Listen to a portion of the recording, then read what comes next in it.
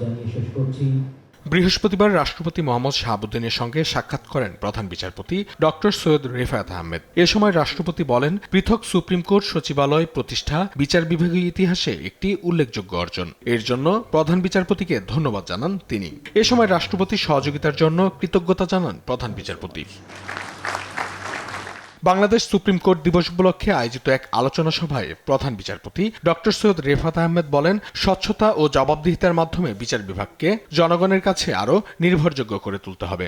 An independent Supreme Court Secretariat ordinance has been passed, breaking away from the long-standing dual control over judicial officers and thereby founding the bedrock for a strong, independent and institutionally autonomous judiciary.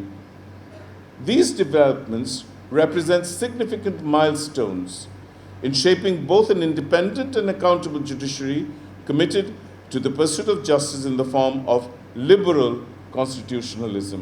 এদিকে উচ্চ আদালত থেকে সন্ত্রাসীদের জামিন দেওয়ার বিষয়ে উদ্বেগের কথা প্রধান বিচারপতিকে জানিয়েছেন আইন উপদেষ্টা ডক্টর আসিফ নজরুল। বিদায়ী সাক্ষাৎকার শেষে তিনি বলেন, জাতির এক সংকটময় সময়ে দায়িত্ব গ্রহণ করে প্রধান বিচারপতি বিচার বিভাগীয় সংস্কারে অভিভাবকের ভূমিকা পালন করেছেন। ডক্টর সৈয়দ রেফাত আহমেদ, ওনার আজকে শেষ কর্মদিবস, ওনাকে শুভেচ্ছা জানাতে এসেছিলাম, ওনাকে ধন্যবাদ জানাতে এসেছিলাম, কৃতজ্ঞতা জানাতে এসেছিলাম।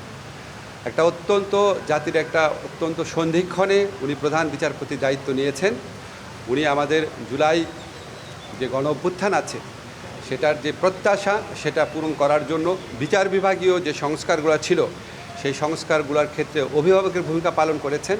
বিচার বিভাগের স্বাধীনতা, স্বচ্ছতা ও সংস্কারের পথে প্রধান বিচারপতি ডক্টর সৈয়দ রেফায়েত আহমেদের নেওয়া উদ্যোগগুলো ভবিষ্যতেও দেশের বিচার ব্যবস্থাকে আরও শক্তিশালী করবে, এমনটাই প্রত্যাশা সংশ্লিষ্ট মহলের। অঙ্কন চৌধুরী, দেশ টিভি, ঢাকা।